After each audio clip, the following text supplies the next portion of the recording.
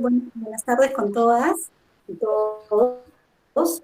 Eh, Voy a sacar pantalla, pero antes de eso, bueno, me presento. Yo soy María Peña, soy trabajadora social, egresada, compañera de base, bueno, no de base, de egreso, ¿no?, de Isabel. Y bueno, en realidad me siento muy agradecida de poder volver a las aulas, aunque sea a partir de este medio. Yo actualmente trabajo en la Unidad de Protección Especial en el Ministerio de la Mujer, que pertenece a la Dirección General de Niñas, Niños y Adolescentes.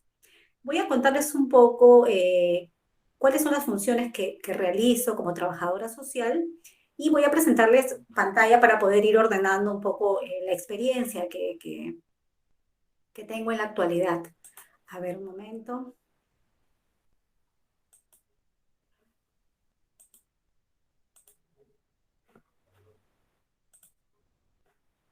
Ok, ¿me confirman si se ve, por favor? Sí, ya se está viendo. Ok.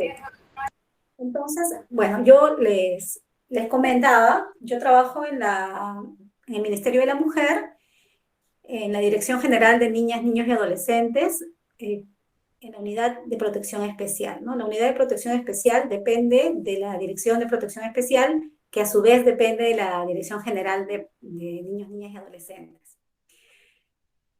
Antes de poder hablar acerca de la experiencia como trabajadora social, de las funciones o de las actividades que realizo dentro de esta unidad, les voy a dar un marco general de lo que es la Unidad de Protección Especial.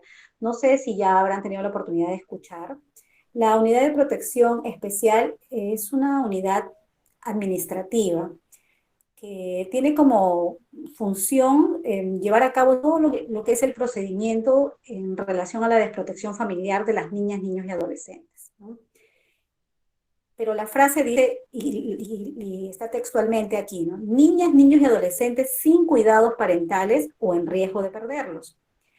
Entonces, ¿qué hace la UPE cuando se enfrenta ante una situación de alguna niña, niño o adolescente que se encuentra sin el cuidado parental, es decir, sin el cuidado de los padres, o que está a punto de perder este cuidado por algún riesgo severo? Entonces la Unidad de Protección Especial tiene que dictar medidas de protección que vayan a garantizar el pleno ejercicio de los derechos de las niñas, niños y adolescentes, ¿no? Y velar porque se restituyan los derechos que se puedan haber visto afectados. Esa es la función o el resumen de lo que vendría a ser la Unidad de Protección Especial. Ahora, ¿cuáles son las funciones? Primero, habría que dejar claro que la Unidad de Protección Especial es, es una instancia administrativa que trabaja con diversos profesionales. Entonces, el trabajo que se realiza es interdisciplinario, al igual que el SEM, que es lo que debe haber explicado Tatiana. Nosotros tenemos en los equipos que se conforman, tenemos abogado, tenemos psicólogo, psicóloga, trabajadores sociales. Entonces, cada uno de estos equipos integran diferentes etapas dentro de la unidad de protección especial. Si bien es cierto, el sentido eh, general es la protección de niñas, niños y adolescentes, dentro de la unidad existen diferentes ámbitos que nos permiten garantizar que efectivamente se esté logrando garantizar que se cumplan los derechos de las niñas, niños y adolescentes, o en tal caso el de restituir estos derechos, ¿no? Yo acá he colocado unas funciones generales que también pueden encontrarlas en la página del NIMP. Lo primero que hacemos es, ante una comunicación de algún tipo de situación que esté generando una desprotección o un riesgo de desprotección en las niñas, niños y adolescentes, nosotros tenemos que intervenir. Esta comunicación puede ser, como dice, de oficio, escrita, verbal, de diferentes llamadas. ¿No? Puede ser a través de la línea 100, de diferentes formas. Puede llegar por reporte de un colegio, derivado de la DEMUNA, derivado de fiscalía, diferentes instancias. Una vez que la denuncia llega, entonces la función de la UPE, de los equipos, es iniciar y dirigir un procedimiento que ya está establecido. Este procedimiento se encuentra normado por bueno, el decreto supremo que es el 1297, y su reglamento, que fue aprobado mediante el decreto 001/2018. Estos de aquí son como la Biblia para nosotros, ¿no? Porque nos dan toda la metodología, todo el procedimiento que nosotros debemos de seguir en la intervención para poder asegurar que el niño, la niña o el adolescente empiecen a ser protegidos. Entonces, ¿qué hace la UPE? La UPE dispone la medida de protección, ya sea una medida provisional. Normalmente siempre inicia con una medida provisional. Ya más adelante puede cambiar y de eso voy a explicarles también. Y busca la alternativa adecuada para la niña, niño o adolescente. En este caso puede ser que se quede con su familia porque determinamos que es una situación de riesgo y que no amerita una desprotección familiar. Entonces esto hace que el niño, si es que pertenece a un distrito que tiene una DEMUNA acreditada, sea derivado a que la DEMUNA vea el riesgo. Si es una zona de trabajo que no tiene una DEMUNA acreditada, entonces la UPE tiene que hacer el trabajo de este tipo de caso, que es una situación de riesgo. Y el trabajo allí implica un empoderamiento de la familia, ¿no? Hay que trabajar con redes, hay que ver la posibilidad de que existan otras entidades dentro de la comunidad o redes de apoyo que puedan fortalecer estas competencias que la familia no está desarrollando, no, o se está viendo privada de posibilidades. Entonces, una vez que aseguramos esto, nosotros también como UPE, el equipo en este caso que lo ve, que es un equipo que se llama equipo de riesgo, trabaja, apoya para que se pueda lograr restituir completamente el derecho de esta niña, niño o adolescente en su hogar, ¿no? Eh, Otra cosa que hace la UPE es elaborar un plan de trabajo individual. Lo hacemos en todos los casos, sea un caso que se haya establecido como un caso de riesgo al que hay que fortalecer a la familia, o un caso en el que sí se haya determinado que existe una desprotección familiar. Cuando existe esta desprotección familiar, este plan de trabajo tiene que ir orientado al retorno de la niña, niño o adolescente a su familia de origen. Ese es el objetivo. Todo el accionar de los profesionales que trabajamos en la unidad de protección especial es restituir a que la niña, niño y adolescente vivan en familia. Llevamos a cabo diligencias que ya están establecidas. Estamos hablando de evaluaciones sociales, visitas sociales, evaluaciones psicológicas, declaraciones legales de las familias, declaraciones de las víctimas, en este caso, o también evaluaciones que tienen un carácter más, que lo hace el psicólogo, que tiene un carácter más delicado, que es para recoger la vivencia que tuvo la niña, niño en su entorno.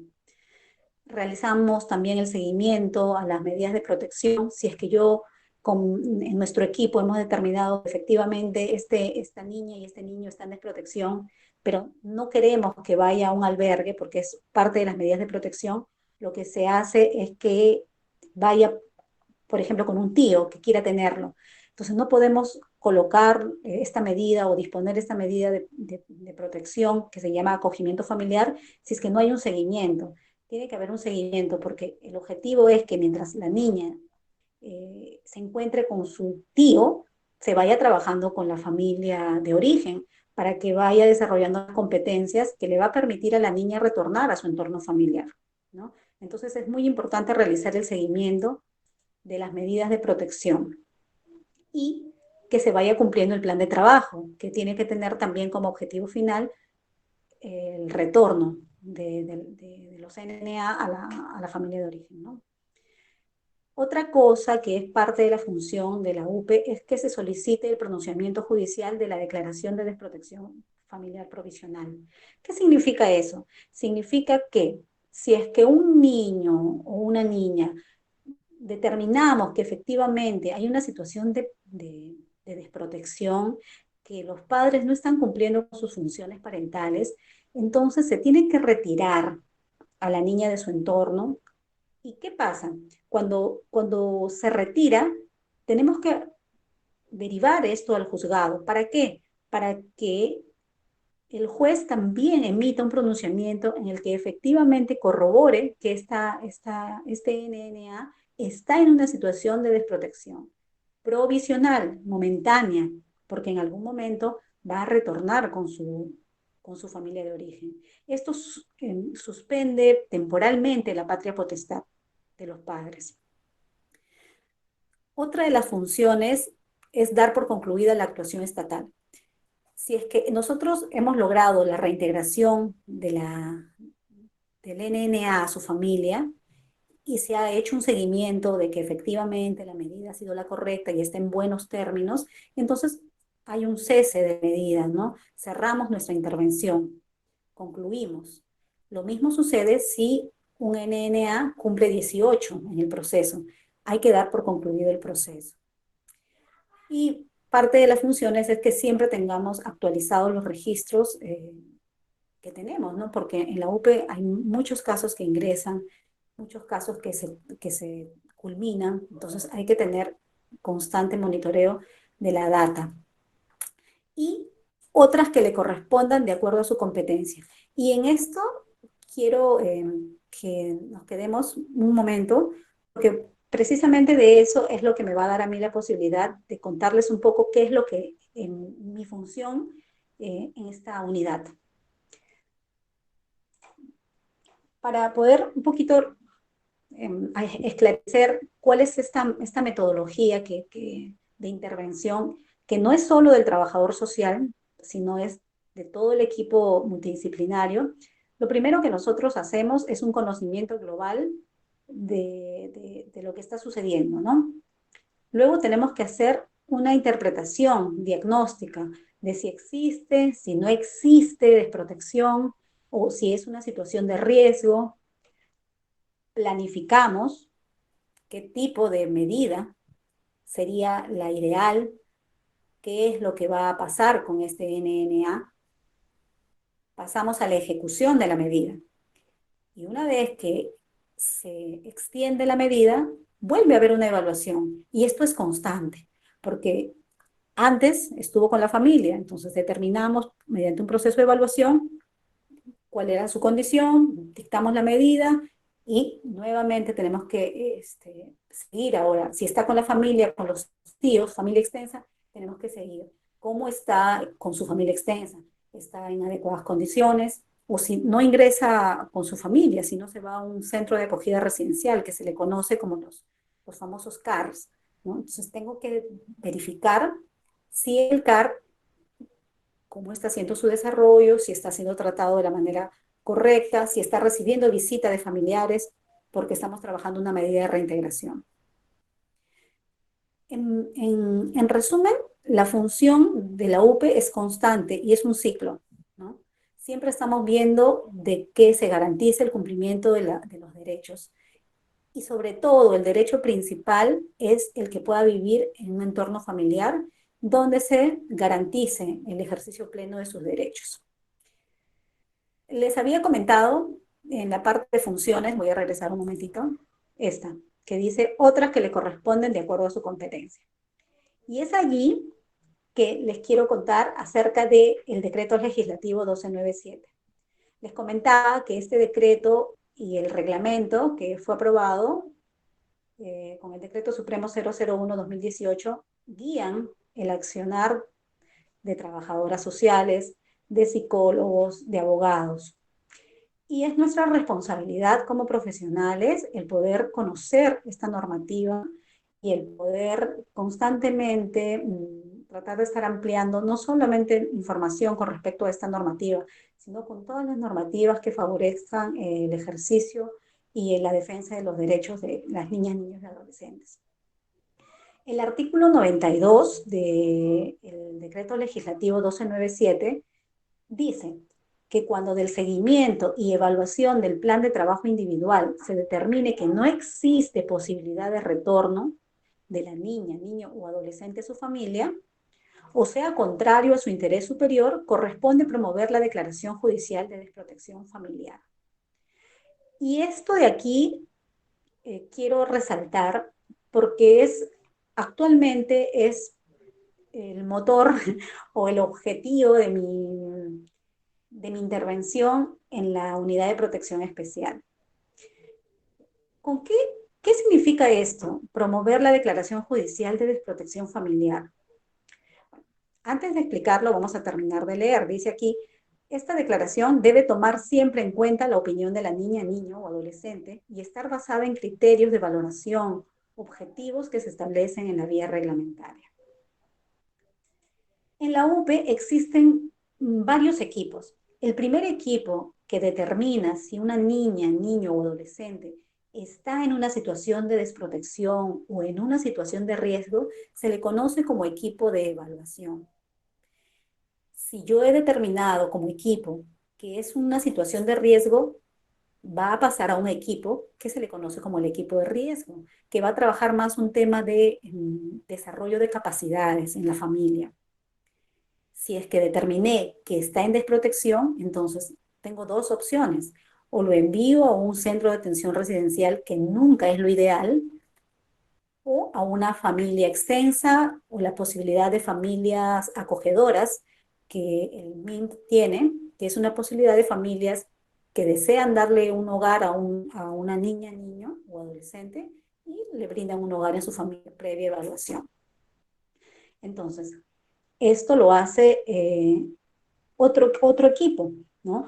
Tenemos el equipo de acogimiento residencial, tenemos el equipo de acogimiento familiar en el caso de que se vaya con familia. Pero si a pesar de haber agotado todos los recursos, de tratar de empoderar a la familia, o de tratar de ubicarlos, porque en muchos casos no podemos ubicar a las familias, a los padres. Entonces, ¿qué sucede en ese momento? El niño no puede quedarse albergado por siempre. Esto generaría y genera, lamentablemente, en nuestra realidad existen muchos casos de niñas, niños y adolescentes que ya han pasado a un nivel de institucionalización. Quiere decir que se ha prolongado demasiado su estadía en los albergues. Entonces, para evitar esto, es que existe un equipo que se llama el equipo de impulso, impulso tutelar, al que yo pertenezco, ¿no? Este equipo de impulso, ¿cuál es su función? Su función es que el caso de cualquiera de estos NNA que están pasando por esta situación sean derivados al juzgado, pero ya no para solicitar al juez que se les declare provisionalmente en desprotección, sino para que se les declare de forma definitiva. Esto es, que suceda una pérdida de la patria potestad, que a los papás se les elimine esta condición que tienen todos los padres, ¿no? Todos los padres tienen algo inherente que es la patria potestad, que se suspende momentáneamente con una desprotección provisional, pero con una desprotección judicial se elimina, se suspende. Entonces se solicita la pérdida de la patria potestad y la condición de adoptabilidad de ser necesario. Hay casos en los que no se recomienda, también tengo que decirles, porque son adolescentes que a veces ya no desean ser adoptados. Pero si son niños, entonces, ¿qué hacemos? Generamos informes técnicos finales, que es un informe técnico que valora todo el expediente que se ha creado con respecto a la intervención que se ha hecho en el caso en cuestión. Como trabajadora social, valoro todo el expediente y las demás acciones que pueda hacer en ese momento y genero una evaluación social final, ¿no? En la que recomiendo al juez que efectivamente el SNNA no tiene posibilidades de reintegración familiar y que debe ser derivado al juzgado para que pueda tener la posibilidad de adopción. De la misma manera lo hace mi colega, la psicóloga, que también hace una valoración psicológica, y deberíamos, en nuestro caso, contar también con el apoyo de un abogado, pero en mi caso no tenemos la presencia de un abogado, entonces las trabajadoras sociales somos las que estamos asumiendo todo el proceso legal. ¿En qué sentido? En el sentido de que una vez que ingresa, nosotros estamos participando en las audiencias y alegatos que son convocadas por el juez una vez que él ha hecho revisión del expediente, en la que nosotros solicitamos que efectivamente se lleve a cabo esta declaración. Para esto es necesario que tengamos que conocer muy bien el expediente, tengamos que también estar muy al tanto de las normas y de las leyes que puedan amparar esta resolución. Hacemos el seguimiento de que se dé la resolución judicial de desprotección familiar, y luego de esto hay un periodo, un tiempo de 3 días, dice la norma, pero en realidad nunca se cumple, en la que se pide que la familia, si no está de acuerdo, puede presentar sus alegatos. Pero si no presentan, sale una nueva resolución que se llama la resolución de consentida, es decir, de consentida la medida de desprotección familiar. Y con esto regresa el expediente a la unidad de protección especial, al equipo de impulso, y nosotros nos encargamos de derivarlo a la dirección, a la DGA, que es la Dirección General de Adopciones. Estas son las funciones que yo realizo dentro de mi equipo, que es el equipo de impulso. Pero como si nos vamos a ver todo el general de la intervención, siempre la intervención lo que está buscando es que la niña, niño y adolescente pueda tener este derecho de vivir en familia, ¿no? Ese es el objetivo. Ahora, para eso se utilizan varias técnicas e instrumentos, ¿no? Desde un inicio, en cualquiera de los equipos, sea el equipo de evaluación, sea el equipo de riesgo, equipo de acogimiento familiar o el equipo en el que me encuentro yo, que es el equipo de impulso. ¿Qué hacemos? Tenemos que tener siempre muy parte de nuestra intervención, la observación. Utilizamos técnicas como la entrevista, la visita domiciliaria, hacemos ecomapas, tenemos mapas de redes.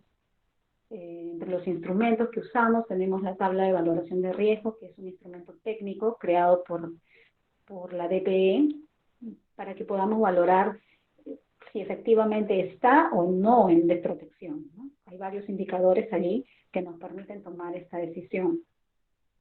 Tenemos también como parte de nuestros instrumentos una ficha de identificación de signos de alerta, el informe de valoración de riesgo, que es el informe que se hace luego de aplicadas estos dos instrumentos. Utilizamos el diario de campo, cuaderno de notas, expedientes, ¿no? Que nos hacen un resumen de todo el historial, de todo lo que ha vivido ese NNA hasta que llegue a tu equipo. Entonces es la única manera en la que yo tengo de documentarme y de saber todos los procedimientos por los que ha tenido que pasar y evitar muchas veces volver a hacer los mismos procedimientos y generar en varios casos a veces una revictimización, ¿no? Y también el informe social, que es parte de nuestra forma de cerrar e informar todos los procedimientos y la situación que encontramos en torno a este NNA. He tratado de hacer un resumen rápido y de, sobre todo, explicarles de qué se trata el trabajo de la UPE, en qué consiste el trabajo que, bueno, yo realizo y cuáles son estas técnicas e instrumentos que habitualmente nos acompañan. Y seguramente que hay más que en la práctica siempre estamos buscando. Pero algo que yo considero importante y que creo que es la razón también de que se me haya invitado es que podamos comprender un poco esta frase, ¿no? Dice, la productividad nunca es accidental, ¿no? O sea, los éxitos o lo que logremos nunca es producto de un accidente, ¿no? Es siempre una buena combinación de buena planificación, disciplina y dedicación.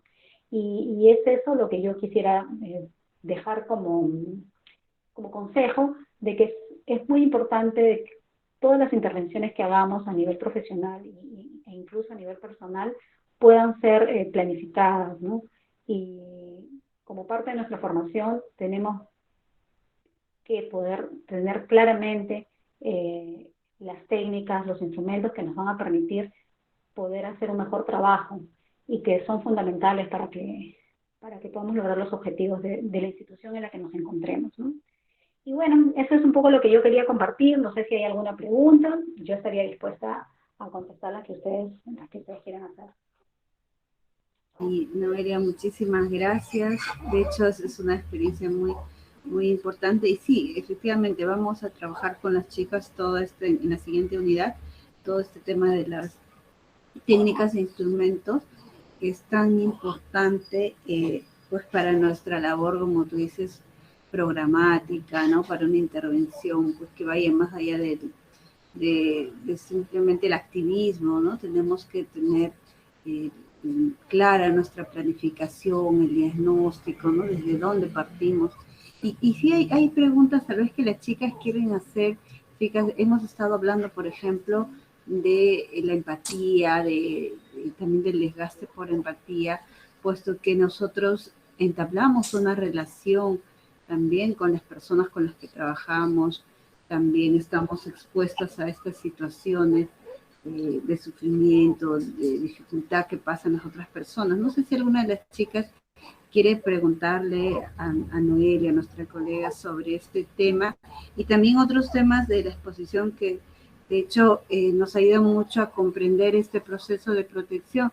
Recuerden que la semana pasada, ¿sí? O la semana antepasada, estuvo con nosotros también una colega de un centro, de un CARE, ¿no? Un CARE, Centro de Atención Residencial especializado del San Ricardo, y nos habló también, someramente mencionó el trabajo que hacían con la UPE. Entonces también esta exposición nos ayuda a entender mejor esta articulación. Ella, por ejemplo, mencionaba que los residentes que llegan a este CARE ya llegan con un plan individualizado, que es lo que tú nos mencionas. Entonces tal vez las chicas quieren preguntar algo más sobre este plan individualizado, en función de qué se hace este plan individualizado, como parte de qué diagnóstico. O sea, hay varias preguntas. A ver, chicas, ustedes, ¿qué es lo que aprovechen aquí a nuestra amiga Noelia? Ella tiene mucha experiencia en este rubro, entonces yo creo que sí, hay muchas preguntas que podemos trabajar. A ver, no sé, quién quiere, quién se anima por ahí de las chicas.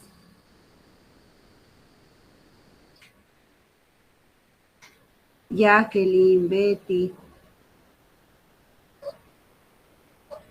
chicas que han expuesto hace un momento también sobre este texto que vimos, sobre la empatía. A ver, están un poco tímidas, creo, hoy día. ¿Sí? Disculpe, Sí, buenas Betty. tardes. Bueno, yo quería saber cómo es que manejan estos casos con los niños, niñas y adolescentes, ya que muchos de ellos viven en situación de disfuncionalidad dentro de sus hogares, tal vez, y quisiera saber cómo manejan o cómo usted logra manejar esos casos eh, tan complejos, ¿no? En este caso, mm, ¿ha sufrido algún desgaste emocional por haber verificado esos casos? ¿Qué tal? ¿Cómo estás? Buenas tardes. Gracias. Mira, primero, a la primera pregunta, ¿no? Efectivamente sí, cuando uno tiene un reporte de alguna situación de aparente posible desprotección familiar, lo que hace es el equipo constituirse. Bueno, al domicilio, indagar con familiares, con el colegio, con todo el entorno de este hogar, de este niño o niña. Entonces, lo que se hace es valorar. Para eso nosotros tenemos les había mencionado, una tabla de valoración de riesgo. Esta tabla de valoración de riesgo se incorpora al actuar de la UPE precisamente porque dentro de las muchas deficiencias que han existido, porque esto es algo real, el sistema de protección es un sistema que ha tenido, y creo que tiene, y seguramente seguirá teniendo, y esperamos poco a poco poder mejorarlo, errores en su actuar. Esta tabla de valoración de riesgo lo que busca es minimizar el error, ¿no? Que no sea el juicio solamente del profesional, que si bien es cierto nuestra mirada es importante, nuestra mirada profesional, pero que esta mirada efectivamente sea siempre profesional y no personal. La tabla de valoración de riesgo nos permite ver qué tipo de situaciones son consideradas desprotección y qué tipo de situaciones son consideradas riesgo. Entonces, si bien es cierto, tú encuentras una situación difícil en una familia, a pesar de que puede haber, no sé, puede haber corrección con golpe inclusive, cosa que no es la adecuada, pero no, eso no me puede a mí indicar que ya estamos en una situación de desprotección, ¿no? Tengo que ver mucho la intención de la familia, la mamá, el papá, se dan cuenta que están obrando mal, porque si ellos no se dan cuenta que están obrando mal, entonces ya ahí hay un primer indicador de que no hay un deseo de cambio.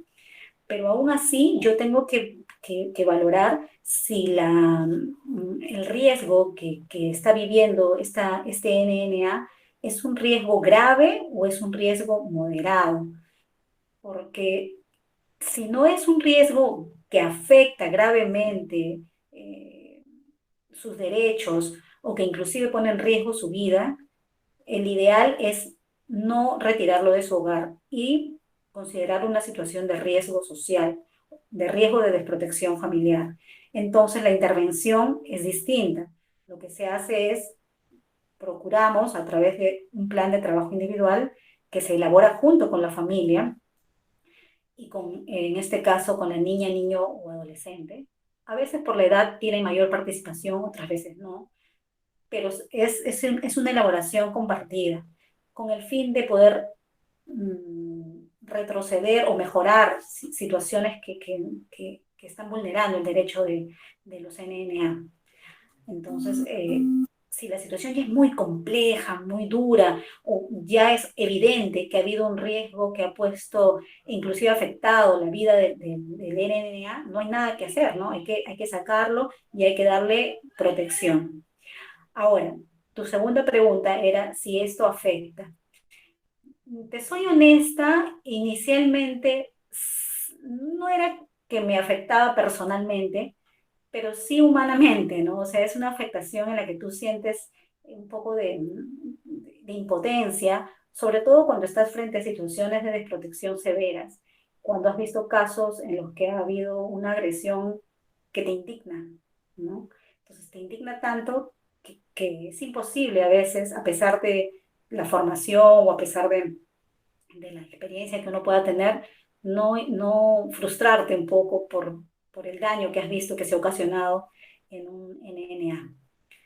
Sin embargo, es importante que no dejemos que esto pueda afectar nuestras emociones, sino más bien motivar nuestra intervención. Es lo que yo siempre me he repetido, ¿no? No puedo permitirme que algo me afecte, sino algo que me impulse a actuar. Y si, bueno, si en algún momento nos sentimos cargados por el trabajo, es de humanos, ¿no? Y es también importante reconocer y también hablarlo en algún momento con quien se debe hablar. Pero bueno, básicamente eso es lo que en mi experiencia te podría decir. Muchas gracias. Claro, es importante eso, ¿no? La actitud, y eso es lo que veíamos en este texto, te lo voy a compartir, no era muy interesante el texto que han revisado las chicas sobre este tema de la relación que se establece en estos casos, ¿no? Cuando nosotros vemos o estamos expuestos generalmente al sufrimiento, al riesgo, y cómo ese manejo emocional es tan importante para nuestro trabajo, y que como tú dices, pues definitivamente somos personas, somos seres humanos y nos va a afectar, ¿no? La idea es cómo manejarlo para no llegar a un agotamiento emocional, ¿no? Eso reflexionábamos también, y pues lo que Noelia les dice es un tema actitudinal, ¿no? Cómo ella transforma esto en una motivación, es decir, bueno, mi intervención es importante, y ahí en la lectura hablaban como satisfacción por el quehacer, ¿no? Por nuestro quehacer, y es esa satisfacción en tanto ella sabe que su labor es importante, y por más que a veces hayan otros factores que no pueda manejar, que escapan de su acción directa, ya es una buena contribución la que ella hace en pro de la protección de estos menores. Interesante. Bueno, las chicas quieren preguntar algunas por el chat, voy a leerlo. Jacqueline dice, ¿se podría decir que es un documento que busca más objetividad en la intervención profesional? Te refieres, Jacqueline, a esta escala, ¿no? A lo que nos estaba diciendo, esta escala de valoración del riesgo. Jacqueline, ¿a eso te refieres? Ajá, claro, sí. De hecho, es un instrumento para medir ese nivel de, de riesgo, para ver, ¿no? Qué tan grave es el riesgo y qué tanto necesita una protección inmediata, ¿sí? Y creo que eso es justamente lo que buscan algunos instrumentos con esta medición, ir más allá de la subjetividad que a veces podría sesgar nuestra intervención, como lo dijimos, ¿no? Por ejemplo, alguien que ha sufrido violencia familiar en su niñez, alguien que no ha superado o no ha sabido manejar eso y de pronto ve esta situación y no lo ve de manera objetiva, sino que deja que se entremezcle sus vivencias, ¿no? Entonces, sí, hay ese riesgo también. Creo que estos instrumentos estandarizados de alguna manera pueden disminuir eso, pero siempre también es importante tomar en consideración la valoración profesional que también decía Noelia, ¿no? Que es muy importante. No sé si Sí, algo quieres como, agregar. como para reforzar un poquito, efectivamente, esta tabla de valoración de riesgo ha tenido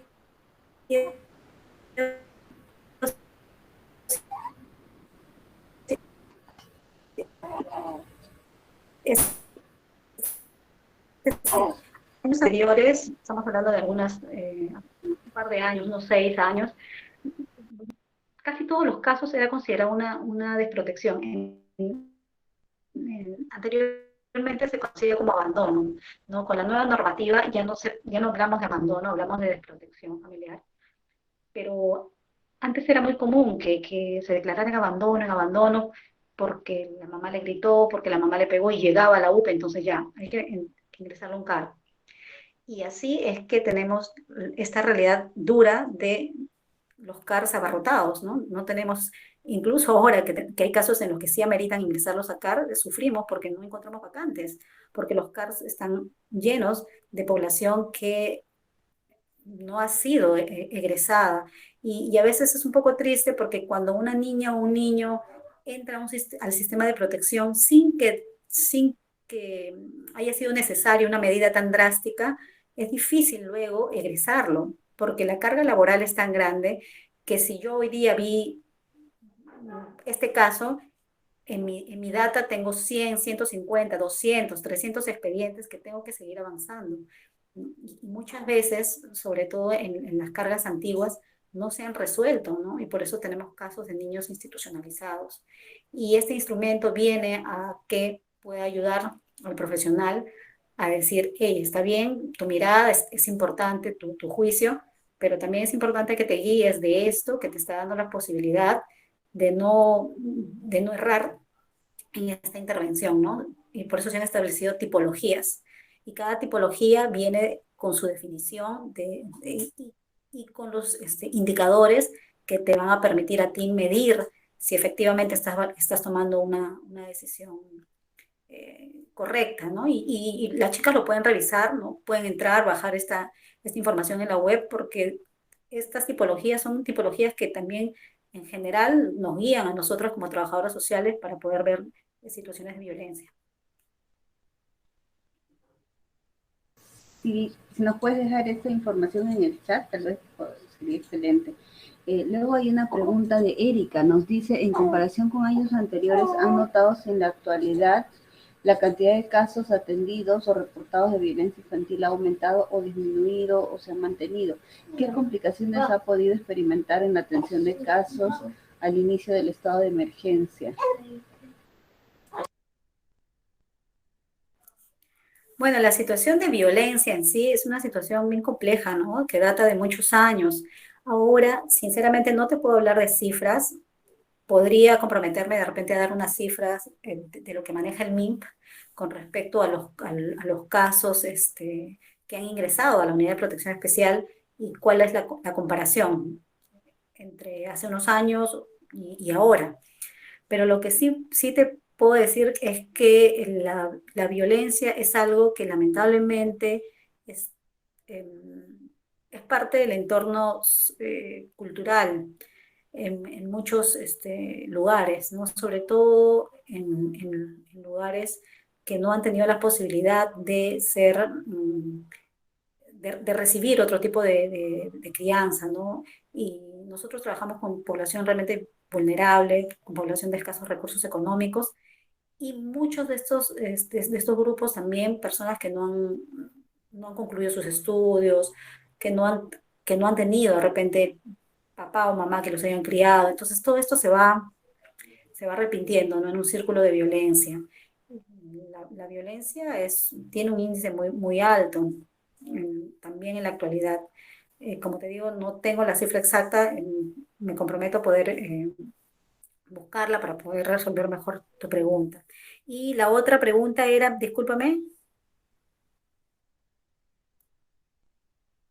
de la Decía misma. que, ajá, si han tenido dificultades para la atención de casos desde la pandemia, desde que inició la pandemia. Sí, es que todo ha cambiado un montón en la pandemia. La verdad que incluso se reportaron menos casos o sea, se reportaron varios casos altos durante la pandemia, pero no muchos ingresos. ¿Por qué? Porque estábamos un poco saturados también por el tema de que los CARS no querían recibir por temor a contagiar a su población. Entonces se crearon espacios alternativos de urgencia para poder recepcionar estos casos que eran necesarios que puedan ser ingresados a un centro de acogimiento que los pueda proteger.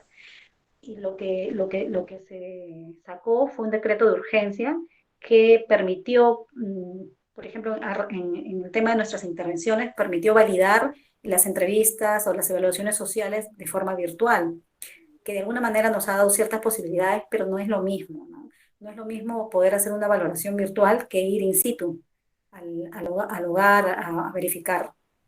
Sobre todo para los equipos de evaluación. Ellos sí nunca, fue muy poco el tiempo en el que ellos hicieron esto de un trabajo remoto, porque es necesario valorar para ver si hay desprotección o no, estar en el lugar de los hechos, ¿no? Poder conocer el entorno. Al principio fue difícil, pero creo que ya nos hemos ido adaptando y los equipos que no tenemos tanta necesidad de poder estar en campo, entonces no lo hacemos, ¿no? Seguimos con el decreto de urgencia. Ahí vamos regulando. Creo que en todas las áreas ha habido un poco de desbalance al principio, pero poco a poco ya vamos normalizando la intervención. Noelia, ¿cuál sería desde tu punto de vista el aporte que da el trabajador social en este equipo multidisciplinario? ¿Qué tan valioso, qué tan importante es nuestro quehacer? Y no sé si también aquí se da que, o digamos, cómo está la cobertura en cuanto a profesionales. ¿Hay suficientes profesionales? ¿Hay déficit? ¿Cómo está también este tema laboral? Mira, sinceramente, Isabel, la labor del trabajador social dentro de las unidades de protección especial es muy valorado. Es muy valorado, es uno de los puestos, por así decirlo, que es muy escuchado, ¿no? Porque si bien es cierto, la intervención del psicólogo, la intervención del abogado tiene un aporte muy importante. Somos un equipo en conjunto que tenemos que resolver las cosas en conjunto, pero no podemos negar de que toda esta situación es social. Si bien es cierto, existen muchos índices emocionales que pueden ser abordados por la psicóloga, pero todos estos índices, estas situaciones emocionales se expresan a nivel social. Entonces, el trabajador social está muy presente en cada uno de los espacios, en evaluación, en fortalecimiento, que es riesgo, en, en acogimiento residencial, que es para poder monitorear bien el cumplimiento de un PTI, en el que yo me encuentro ahorita, ¿no? Que inclusive, como te digo, no tenemos un abogado, sino lo hacemos nosotras porque tenemos también la capacidad de poder hacerlo, ¿no? Yo sinceramente sí siento que la UPE requiere mucho la mirada social. Y así también lo sentimos. Lo que nos da un poco de pena es que no existen muchos profesionales que apuesten por trabajar en las unidades de protección especial. Y por el contrario, hay una búsqueda de trabajadores sociales en los procesos y a veces no se presentan los profesionales, ¿no? Entonces es una tristeza. Yo recuerdo que cuando postulé la primera vez a la unidad de protección especial, eh, bueno, ingresamos un grupo, pero no llenamos el cupo, ¿no? ¿Por qué? Porque no se presentaban las personas a poder trabajar en la unidad de protección especial, ¿no? Y empezamos con un déficit de trabajadoras sociales en la unidad, porque era un proyecto nuevo en esa época. Y esto es algo que siempre se está dando, hay muchos vacíos, a veces no se presentan a los concursos. Yo creo que ahí hay un campo laboral muy bonito, que ojalá alguna de las chicas en su momento decida también ir por ese lado, ¿no? Porque es muy enriquecedor y te permite poder estar de forma muy directa con la necesidad y también de forma muy directa con la solución. Eso es lo que yo te podría decir.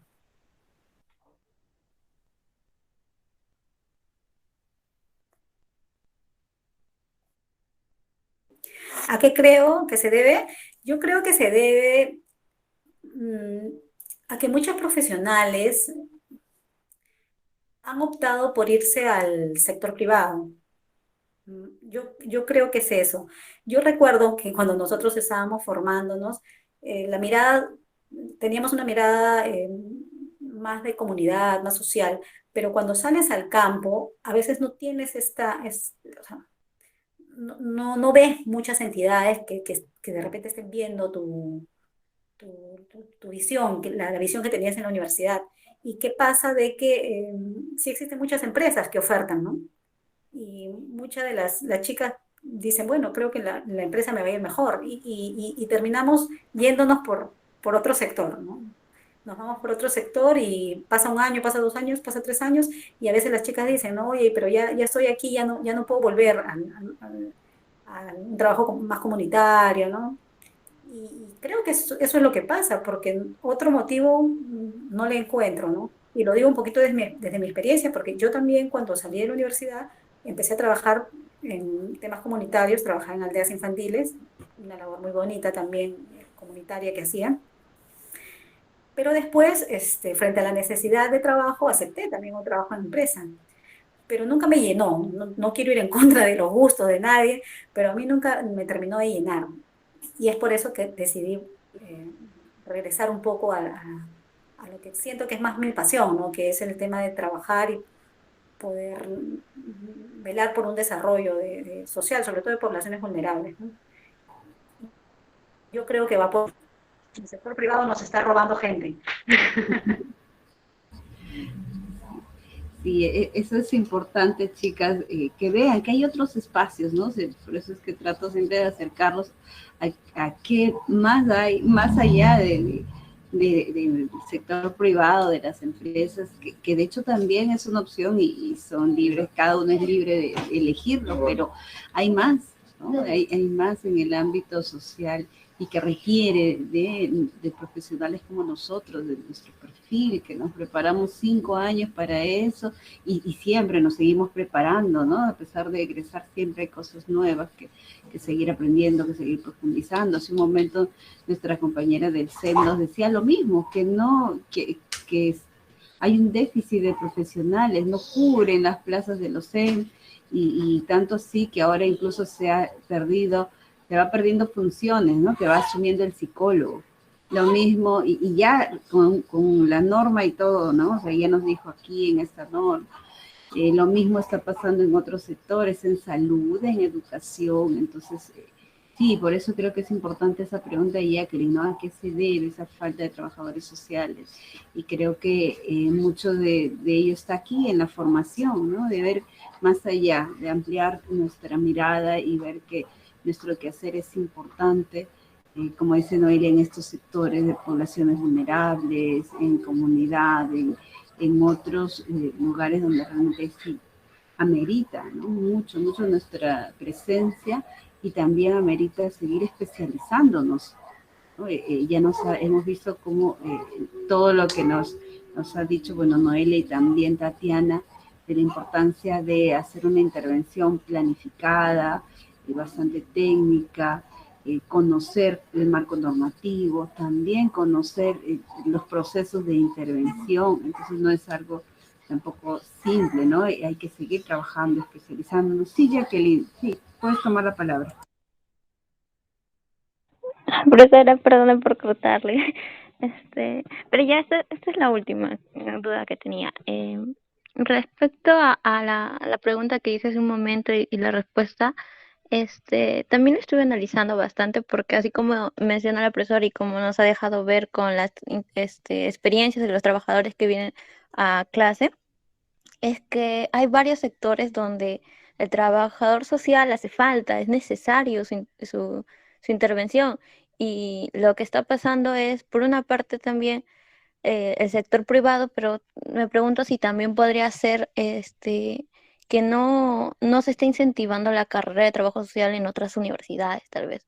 Recuerdo que en mi primer ciclo no, en mi tercer ciclo, pero la primera curso de la especialidad, mencionaron que había pocas universidades que promovían la carrera de trabajo social. Entonces me preguntaba si esto también se debe no solo a que los pocos trabajadores sociales que salen de las carreras, de las universidades, van a sectores privados, sino que también hay una escasez de estudiantes de trabajo social, porque si bien es claro, el trabajo social es tan amplio, entra en salud, entra en el ministerio, entra en sectores privados, administración, derecho, necesita saber muchas cosas. Entonces, también mm, el ámbito laboral es igual de amplio. Entonces, podría ser por ahí una parte que también los estudiantes somos pocos para abastecer a tan amplio sector que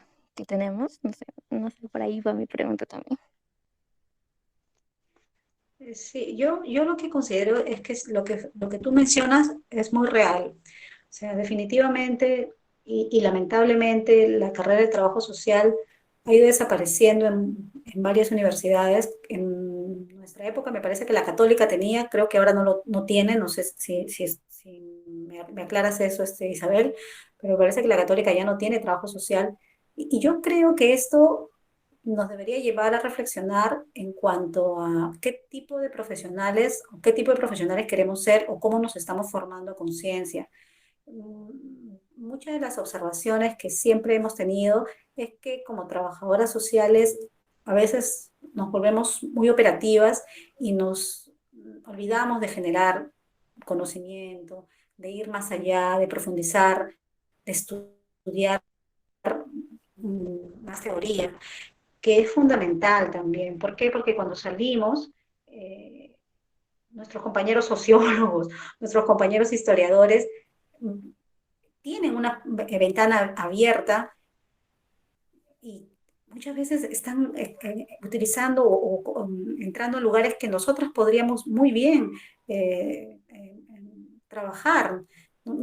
También se nos acortan estas posibilidades, creo yo, porque nosotras no estamos siendo conscientes del papel que podemos tener en la sociedad y de que este papel amerita que nos formemos a conciencia, que nos formemos con una visión más científica, con ganas de poder dejar un legado de experiencia, de poder ser gestores de cambio, de poder generar políticas públicas, de poder ser más proactivos en cuanto al cambio social y no solamente que podamos ser robots que cumplimos con ciertas tareas.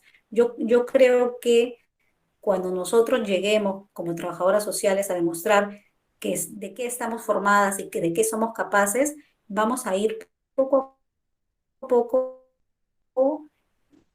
haciendo que la carrera se reivindique.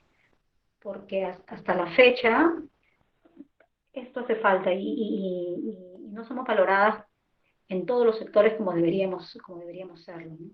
Entonces, hay espacios en los que debemos de entrar y dejar nuestro sello, de que nosotras no solamente estamos limitadas a hacer cosas básicas, ¿no? Sino que por el contrario, tenemos una formación sólida que nos permite ir más allá de lo que habitualmente piensan las personas que es parte de la labor de un trabajador social. Gracias, gracias, Isla. Excelente, muchas gracias, chicas, Noelia. ¿Alguien más quiere hacer una pregunta? Bueno, aquí hay un comentario, dice algo para acotar. Natalia dice, quizás nos faltaría un poco más de especialización en nuestras ramas, es decir, mayor disposición de cursos, diplomados, etcétera, complementarios que nos vayan a centrar en nuestro campo de intervención, salud, empresas, protección, adulto mayor. Sí, ¿no? Sí, es interesante que piensas sobre eso, Noelia, dice sobre la especialización, ¿no? Empezar a especializarnos en diferentes ramas.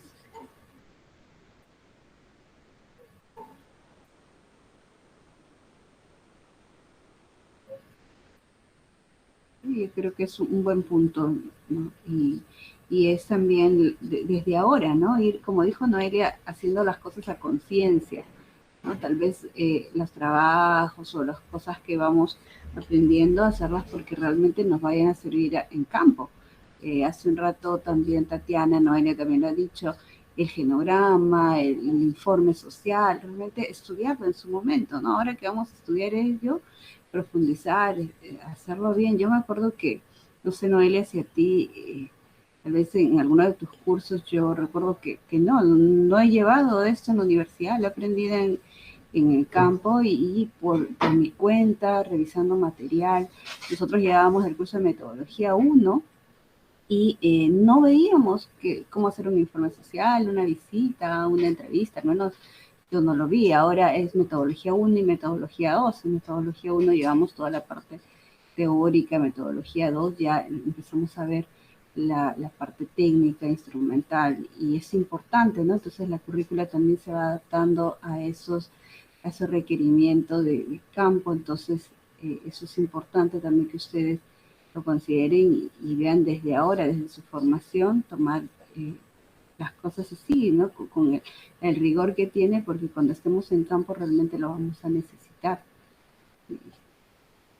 No sé si alguien más quisiera preguntar o Noelia, tú quisieras darnos un mensaje como que de ir cerrando y agradeciéndote también por esa valiosa información y tu valioso aporte desde la intervención profesional que es tan importante, ¿no? Siempre lo digo, teoría y práctica de la mano y creo que esa es siempre la mirada con la que invitamos a los profesionales que nos digan su experiencia en campo y eso nos sirve para nosotros ir alimentando la parte teórica, ¿no? Porque de nada me serviría empezar a trabajar, darles conceptos y darles mucha teoría y al final cuando salen a campo no hay cómo relacionar esto. En cambio ahora estamos viendo, contextualizando cómo hacen, qué hacen, ¿no? Y ya nosotros en los siguientes o cada sesión que tenemos vamos a retomar, ¿no? Cómo nos dijo que hacía su diagnóstico, ya qué técnicas utilizaba y vamos a ir revisando sus protocolos, por eso estoy tomando nota, ustedes también luego lo van a hacer el informe donde van a darnos estos datos importantes, ¿no? De qué protocolos son y luego vamos a revisarlos también y para ver cómo hacen. Entonces, bueno, no sé, Noelia, si tú quieres darnos algunas palabras adicionales.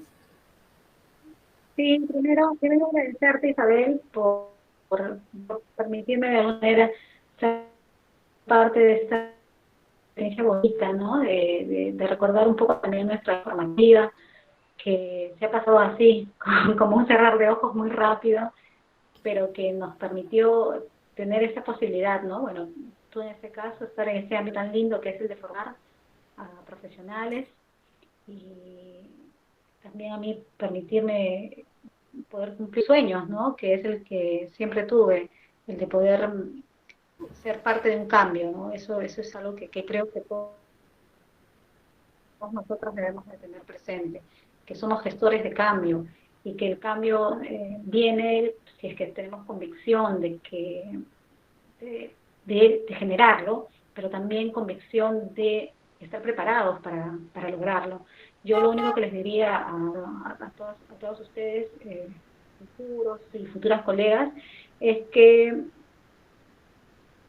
se centren en ser trabajadores sociales con amplio contenido, que se centren en ser trabajadores sociales que dejen huella y que nos permitan a todos nosotros, trabajadores sociales, empezar a ser revalorados, ¿no? Porque esta es una carrera muy bonita, tenemos la formación y las herramientas para poder demostrar que efectivamente podemos ayudar a muchas comunidades, a nuestro propio país, a generar un cambio positivo.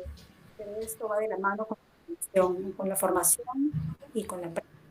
Así que estudien mucho y lean, vayan más allá de lo que se les da en la universidad, porque lo que la universidad nos da es también herramientas para poder aprender a aprender.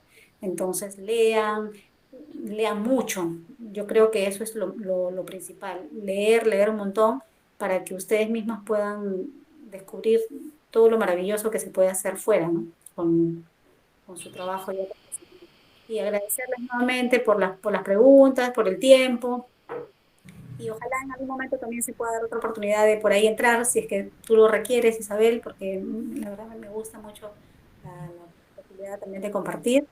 Y cualquier cosita, yo les puedo brindar, si tú deseas también mi correo, no sé si me quieren escribir en algún momento, yo feliz. Sí, por favor, Noelia, déjanos tu correo y te tomo la palabra. De veras que te damos la palabra porque sí vamos a trabajar, como les dije, cada técnica, por ejemplo, la visita domiciliaria y desde una mirada también práctica, ¿no? Vamos a dar la parte teórica, también yo desde mi experiencia de trabajo, pero mucho mejor si es que tenemos también ese aporte de otros profesionales, como en tu caso, y ustedes manejan bastante la visita domiciliaria, el informe social, que es básico, tanto para el SEM como para la SUPE, el informe que hace un trabajador social es fundamental, ¿no? Entonces, siempre lo he dicho también, el informe social, te dice un poco la calidad del profesional, ¿no? He visto informes sociales de diferentes profesionales y bueno, creo que hay que trabajar mucho sobre el informe social. Luego vamos a ver la entrevista también, la entrevista que es fundamental para poder elaborar justo nuestros informes, etcétera. Entonces, vamos a ver varios documentos también, ¿no? Entonces, sí, yo te tomo la palabra te diré, mira, estos son nuestros temas y en cuál quisieras entrar y darnos esa experiencia práctica. Así que... Sí, está bien, yo te agradezco. Cualquier cosita tú me avisas, ¿sí? Genial. Y yo Sí. todo el tiempo.